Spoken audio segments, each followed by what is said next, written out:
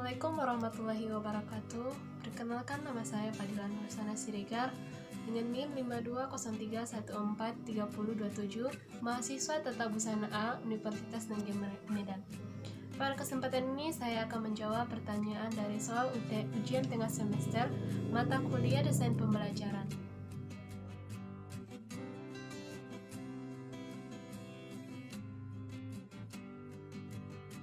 Menurut pendapat saya, di dalam desain pembelajaran, hal yang perlu dirancang atau didesain yaitu metode atau strategi, di mana metode atau strategi yang akan digunakan oleh seorang guru dalam menyampaikan materi pembelajaran, atau seperti apa cara seorang guru dalam menyampaikan pembelajaran di dalam kelas.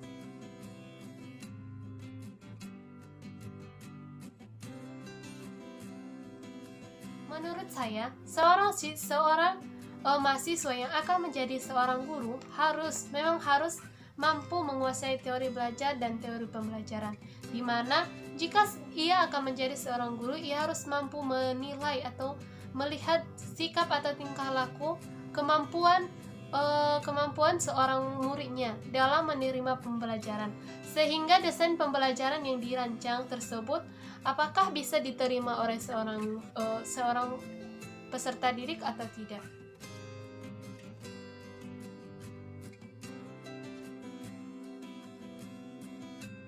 Menurut saya, jika identifikasi kebutuhan belajar diabaikan dalam desain pembelajaran, maka yang akan terjadi ialah seorang guru akan mengalami kesulitan dalam menemukan hal-hal yang akan diperlukan dalam belajar, sehingga tujuan pembelajaran atau desain pembelajaran yang dirancang tersebut tidak tercapai. Yang kedua, jika identifikasi karakteristik seorang peserta didik diabaikan, maka seorang guru itu tidak akan mampu melihat karakter seorang murid, sehingga dalam penyusunan desain pembelajaran, guru itu akan tidak mampu menyusun desain pembelajaran yang sesuai dengan karakteristik atau kemampuan seorang peserta didik tersebut. Yang ketiga, jika identifikasi kemampuan awal diabaikan, maka yang akan terjadi ialah seorang guru yang tidak akan memahami bakat, minat, kebutuhan, dan kepentingan seorang peserta didik yang berkaitan dengan suatu program atau desain pembelajaran yang dirancang. Jika ketiga hal yang di atas diabaikan, maka seorang guru itu tidak mampu memahami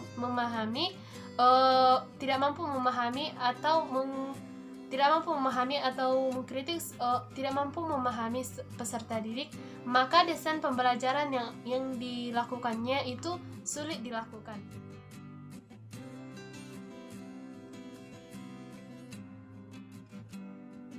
Salah satu teori belajar atau pembelajaran yang relevan menjadi rujukan menjadi seorang guru yaitu yang pertama, teori behavioristik, di mana dalam teori ini merupakan aliran yang psikologi yang memandang individu hanya dari aspek jasmaninya dan mengabaikan mental.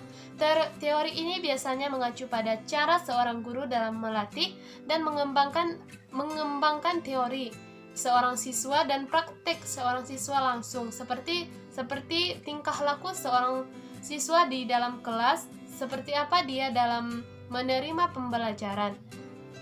Teori yang kedua yaitu teori humanik, di mana teori ini merupakan teori yang menekankan peserta didik untuk mampu menemukan kemampuannya sendiri, kemudian diaktualisasikan dalam lingkungannya atau dikerjakan di dalam lingkungannya. Teori ini biasanya memberikan kebebasan bagi peserta didik tanpa adanya tekanan dari lingkungan sekitar.